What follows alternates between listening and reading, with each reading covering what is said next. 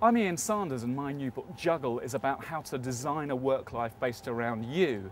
Not based on a single job title, but based on a mix of stuff we do for love and stuff we do for money. And welcome to the Juggle interviews. Today I'm talking to Mike Southon, the guy behind the Beermat Entrepreneur.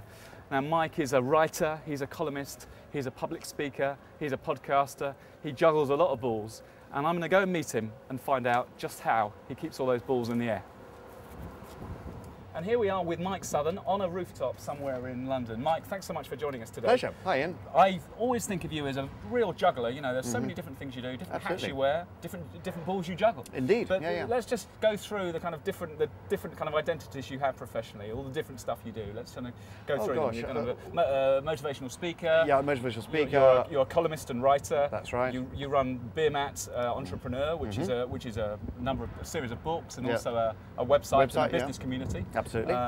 What else? I also play in a band. And I play in a band, which is Mike Fabgear, which we'll talk about later. Absolutely. Do you ever get confused with all those different hats that you wear? Do you ever kind of wake up and go, hang on a minute, which one am I meant to be today? You're about to go into a boardroom to see a client, and you kind of, you know, do you ever any kind of confusion? You just do so many different things.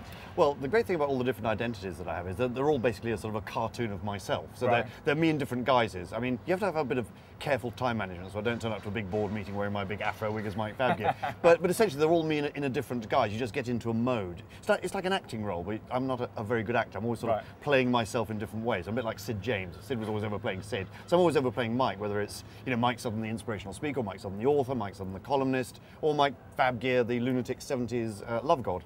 Over the years, I've done a lot of different things, sometimes consciously, sometimes unconsciously, but from that I've developed a philosophy, which is whatever it is you're doing, you should probably think about changing it after 7 years. I mean, you've heard of the 7-year itch. I think it seems like a magic number, which is after 7 years, even if you're having great success, you're essentially bored with what you're doing, sort of a little bit been there and done that, and people get trapped in that. So I always say, as a sort of mental exercise, if nothing else, at about 7 years, just think, let's try something else. You turn into a different person. And certainly in 7 years' time, I know I'll be doing something different to what I'm doing now. And that'll be consciously. I'll consciously move on. So notwithstanding that there's really everything's come together by default, not by design, you still have this 7-year kind of rule. And that is a conscious strategic thing that you then plot the next thing. Absolutely. That's fascinating. I mean, some people actually do it on the 7-year mark. So at 49 and then 56, I'm about that age. No, certainly in about a year's time, when I'm 56 or 55, 56, I'll be thinking I ought to be developing something brand new. Now, it could be a good idea, it could be a lousy idea, but Beermat is all about, let's try it, see if it works. Don't spend too much time on it or money on it too early. But if suddenly your arms are being bitten off for something, why not go for it? Give it a shot.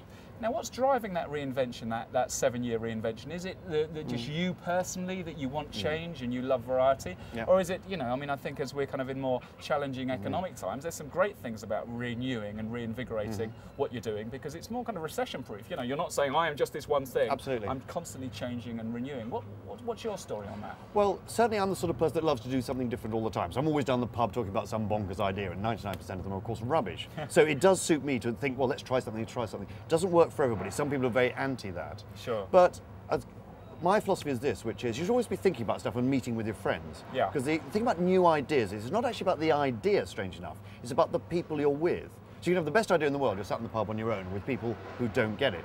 Or you can have a sort of average idea, but it's the right team. And we talk about 3 people being down a pub, because whatever idea you've got, first you've got to have, we call them cornerstones. You've got to have a delivery cornerstone. Somebody's actually going to do what you're going to do, stop babies crying or invent a new bit of scaffolding or whatever it is. Then there's somebody got to do the selling, which is usually my job. Go out and get people enthused about it or not. Then there's somebody got to do the figures. Let's do a spreadsheet. Are we making money doing this, or are we losing money?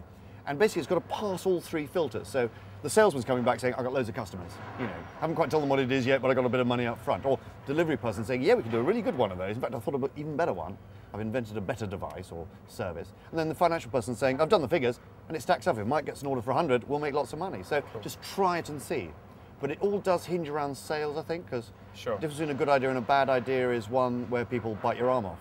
I mean, I find it in my business now. I mean, I'll be talking about new speaking topics or new entrepreneurial ideas. Because I'm a salesman by trade, I get a very strong feeling quickly whether I'm engaging people, whether they're sort of quite interested, yes, all right, dragging on a bit, or wow, this is amazing, tell me more. When I've been successful as opposed to unsuccessful, is I've had what we call in our model a mechanic. somebody who takes my idea and actually makes it happen. So that would be your job, for example. So you and I would be sat in the pub chatting about this, here's the pain, why isn't this very good, and petrol prices high, whatever we're whinging about. And I'll say, oh yeah, if we can solve that problem, you know, I can get lots of customers for it. You think, I think I can solve the problem. Let's do a project or a service. That's how it works. It's always about part spoils. of your success as a juggler is perhaps sometimes working in a team. Oh, it's and knowing only where about your teams. strengths are, Only about and getting other people to do to fill in the gaps, and you focus really on what you're about. Just in general, kind of day-to-day terms, do you have any other kind of tactics that you use to make sure you can keep all the balls in the air at the same time? In terms of, you know, are you a great list man? Are you a great kind of right, here's my list for today. This is what I've got to do. It is all about time management. I mean, again, in my trade was selling when I had a proper job.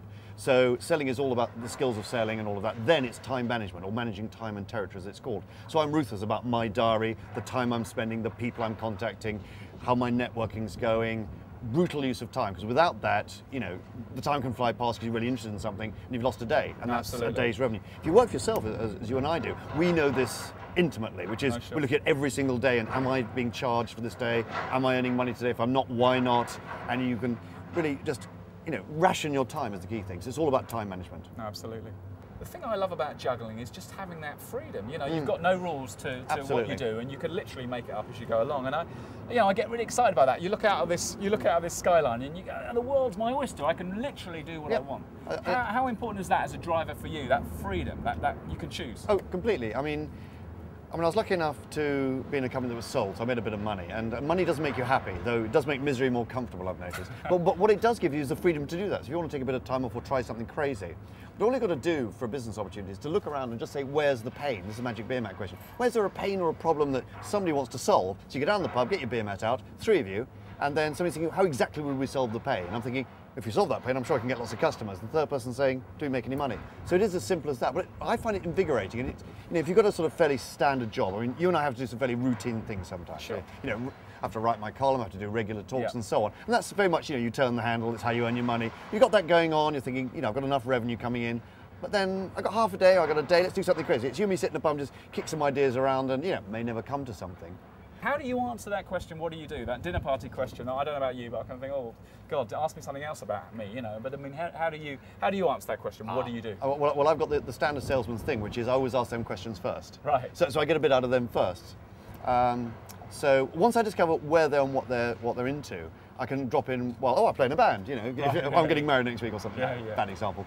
But it's more, you know, if they're the sort of person that likes the showbiz side of what I do, I talk about that, be it the public speaking or whatever. Or if it's a big senior business person, the first thing I say is, well, of course, you know, I've got my weekly column in the Financial Times. Oh, really? You know, I like the Financial, so I get the brand of the Financial Times. But again, it's that other theme of being a chameleon, really. Yeah, absolutely. That, you know, whoever the market is and whoever the target audience is, there's different messages. I find it interesting when I'm introduced at an event, because it's like, ladies and gentlemen, I'm pleased to introduce Mike Southon. Now, Mike Southon is, of course, they've got my biography, and I've got loads of different biographies depending on what you want, whether it's technical conference or not. And it's what they pick out. I mean, I'll give you the classic one. Some of them make a big thing about, you know, Mike started lots of companies and some of them have gone broke, which is a great story. Others just never mention it. As if I'm somehow, you know, Mike's been a failure, we can't talk about that. Well, look, it's part of what I am, and I can't talk to you about business because you know, unless I've had some terrible mistakes. Or some people talk about the band, you know, it's all about Mike's been in a band and that's really important to them. It really doesn't matter. Or some people, it's just Mike's from the Financial Times. There's been so many column inches written about work-life balance. Now, for me, I think it's a load of rubbish. It's about work-life integration, you know, integrating work and play. For me, you know, I spend a bit of time every day, 7 days a week working, but I don't mind that because generally I enjoy most of what I do. But I also try and have a bit of play every day. This morning I started, you know, started the day with going for a run. Absolutely. What about you? You have a very full schedule. You know, you're traveling all over the world sometimes with clients.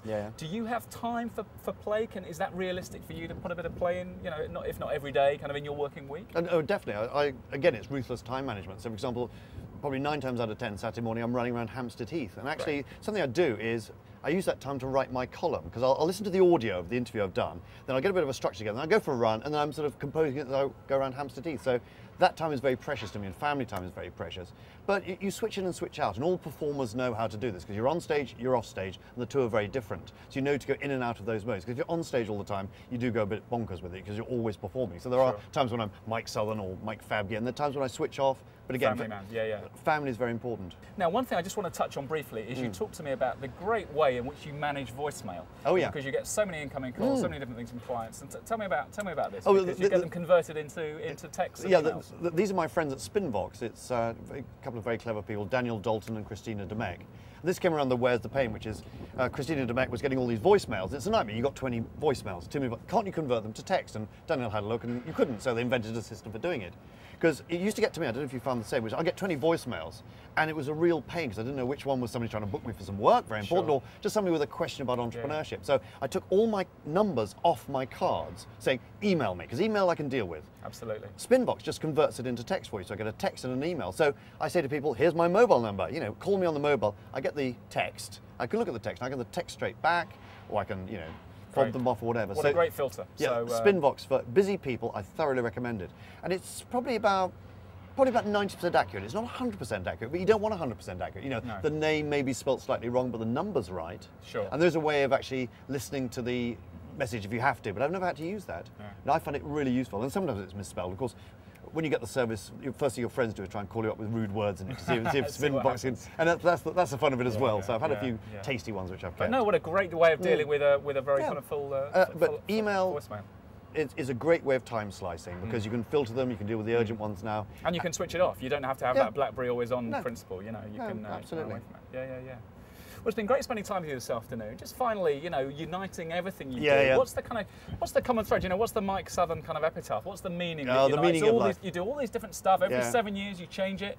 Who knows where you're going to be in 7 years' time doing something completely different. But we talked at the beginning about the importance of having fun and passion, but what's the main thing that the meaning of life?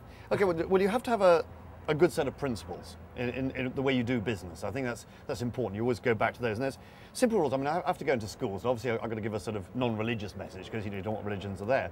So when it's like, sort of, how do you run business ethically? I talk about things like always telling the truth. It's really obvious because you know and I know that when we've bent the truth a bit, we've got into trouble for it. Sure. So always tell the truth. Treat people in business like you want to be treated, is a classic one. So don't be horrible to people unless you want them to be horrible to you. Just treat them with respect. If they're being horrible to you, let them go. Good common sense and then stuff. if you can help people, you know, without detriment to your business, obviously, you do help people. If you've got a bit of spare time, the more you put into the world, it comes back again.